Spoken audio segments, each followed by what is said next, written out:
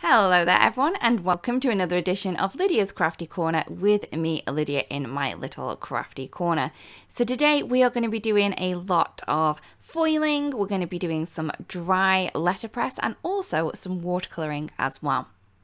First up, I'm going to be using the very pretty blossoming bouquet, and this is a press plate, but I am going to be hot foiling it. So I've added it onto my glimmer machine, and I'm just going to add some foil shiny side down onto that, and I'm going to foil this onto some watercolor cardstock. This is just 4 1/4 by 5 1/2, so I'm just placing that on top of that foil, and then I have my 2 glimmer plates. Once they are popped into position and everything's nicely warmed up, what I'm going to do is I'm just going to run that through my die cutting machine. Remember, you only need to pass this through once. You don't want to run it back and forth. Reason being, you may get some ghost foiling on that.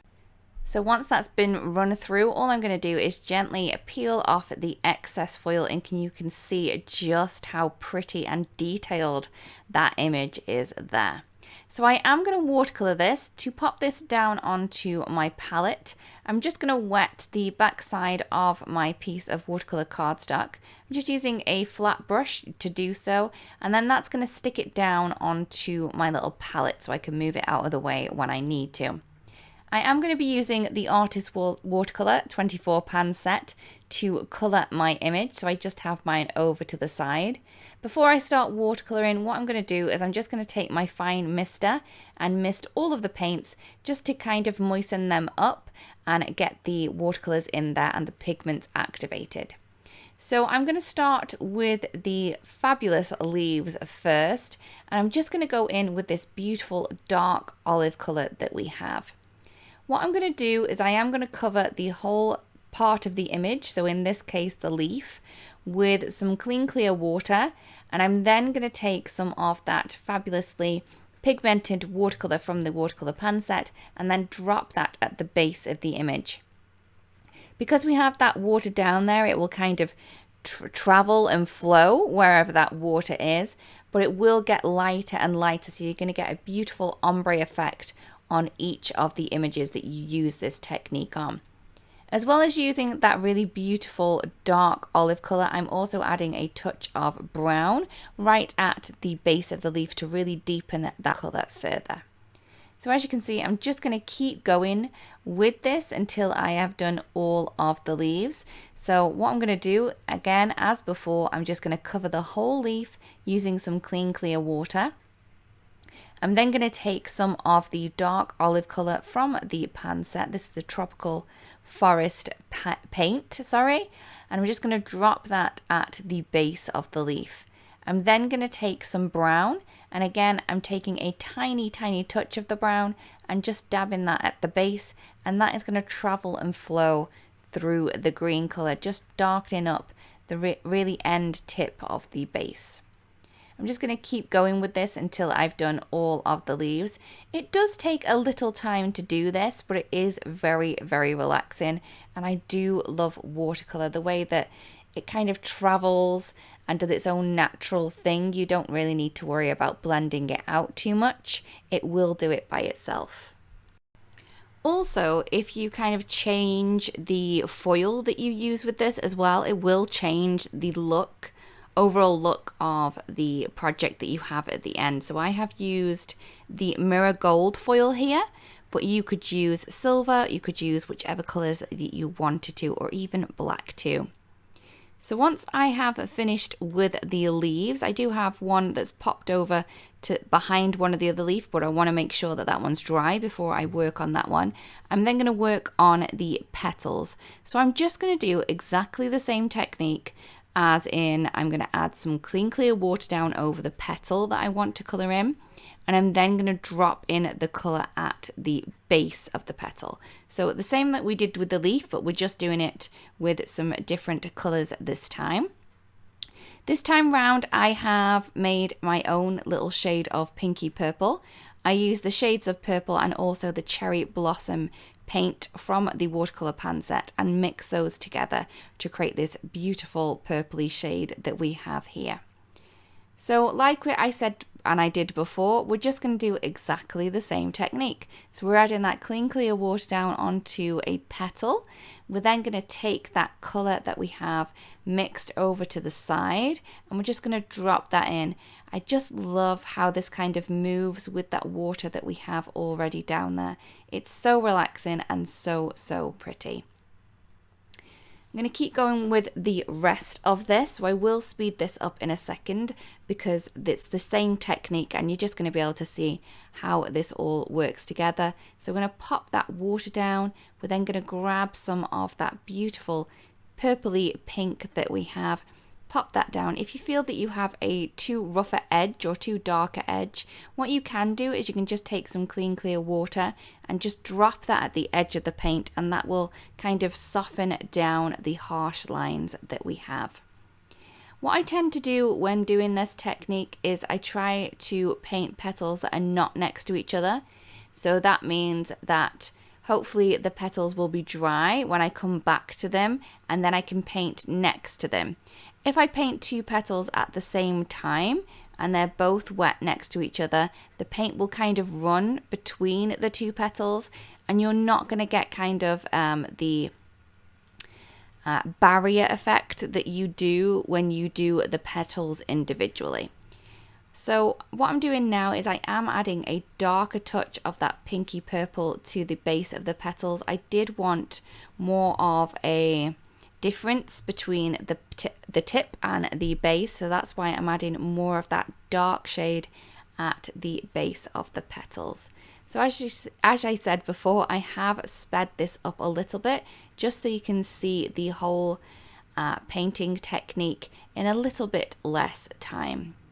Just going to add some of that clean clear water as I'm going further and further with this, because I'm using the same water. That water is not getting as clean or clear, but it is still able to be used. I should have maybe tipped my water away and got a clean set at this point, but it's good to go. I'm still going with it, and it still gives me that beautiful gradient effect that I wanted on there. Just have a couple more petals to do just by adding that water down, dropping in the dark colours, and then kind of feathering that out a little with some clean clear water. I then added some more purple to that colour that we've already been using, and this is going to add some more dark tones to that base of the petal. I'm just dropping this in. These petals are already dry, so this is kind of a glazing technique, and it's going to give me a beautiful touch of bold colour. Once all of the petals have been done, I'm then going to move back and colour in the rest of the kind of leaves that I left behind. So I'm doing the one that is behind that leaf, and then we also have a few of the leaves that would have covered the bud when it was a bud, so I am going to add all of these in too. I'm just using the same colours as before, that dark green, olive colour, and also a touch of brown. So I'm just going to keep going until all of those are complete. And I just love how this kind of grows in front of your eyes, just going petal by petal or leaf by leaf, and the whole image is kind of brought to life one step at a time. So once we have finished with all of the green images that we have here, I'm then going to move on to the flower centers.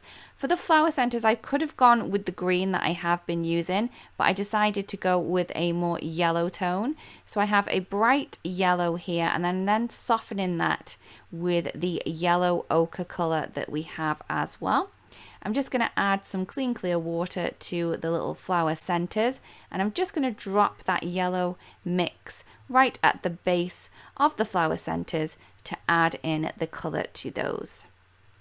Once that's done, I did leave my image to dry completely, and what I'm going to do is I'm going to take the coordinating die set and I am going to cut this using that. So I'm just going to place that into position around the image. I'm just going to add a little bit of tape and then run that through my die cutting machine, and this is just so pretty. I'm then going to take the Foliage Fiesta press plate, and I'm going to take my Better Press system, and I'm just going to place that into position right at the base. I'm then going to take some cotton cardstock. So this is what you're going to need for using your Better Press system, and this is going to allow me to have that impression into the cardstock. I'm just going to add it into place onto the top plate, add a little bit of tape just so it doesn't move around, and then I'm going to place that right on top, and then I'm going to run that through my die cutting machine. You don't need any other plates in it when you do run this through your die cutting machine, so remember to remove those. So once that has been run through, I'm just going to remove that, and you can see that we have that beautiful impression. Now normally with letterpress you add ink, but I didn't want that. I just wanted a tone on tone look, so that's why I've gone with that. Now I'm also going to add some foiling on top of that beautifully textured plate that we've just created. So I'm adding a sentiment from the Cascading Vines press plate, and I'm just popping that into position where I want that on the embossed panel that we've just created. I'm using the same foil as I used for my image, and I'm just going to cut that to size and then place that into position over the sentiment, shiny side down. I'm then going to place my panel into place, making sure I have my sentiment exactly where I want it to be. I'm then going to place on the two top plates, and then we're going to run this through my die cutting machine. Remember, as before, you're just going to want to run this through once so it doesn't add any ghost foiling anywhere on your panel. So I'm just going to run that through. I'm then going to take off the foil really carefully, and you can see that we have that beautiful foiling effect just on top of that beautiful texture as well. This would make a beautiful card just by itself. I'm then going to add that panel onto a card. This is 4 1/4 by 5 1/2, and it's just some white cardstock that I have. I'm then going to take the super sticky tape from Altenew, and I'm just going to add a couple of strips of that onto the front of the card base so we can add the panel into place. I really, really love this tape. It's so super sticky, so thin, and it is really easy to use. If you do find that you're having trouble trying to remove the backing, try using some tweezers. They work perfectly. I'm just going to add my little beautiful embossed panel on there now, just lining up the side and the top part and then pressing that down. If you did some wedding invites, this would be perfect as well, just like this. I'm then going to add my beautiful image on. So I have added some of the Instant Dimension foam tape right on the back of it. I've removed all of the pieces, and I'm just going to pop this into position. And because of the curve that we have on the image, it's kind of like it's hugging or protecting that sentiment that we have in the corner. All that I need to do now is remove any of the overhanging pieces that we have. I find that it's best to do this from behind, so flip your card over and you can see exactly where you need to cut with your scissors. I'm just lining my scissors right along the edge and just trimming off any of that excess that we have there. Once that has been done, you can see we now have our card, and this is all complete. I really do hope that you liked the card and that you've enjoyed the video as well. If you do create a card that was inspired by this, it would be great if you do share, because we would really love to see. Thank you so much for watching, everyone, and we'll see you again really, really soon. Bye-bye, and don't forget to craft your life.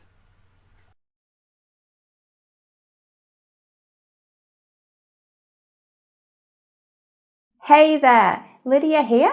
I really do hope that you've just enjoyed the video. If so, please subscribe to the Altenew YouTube channel. Also, turn on the notification bell so you can get your daily dose of crafty techniques and tutorials just like this. Thank you so much for watching. Bye-bye.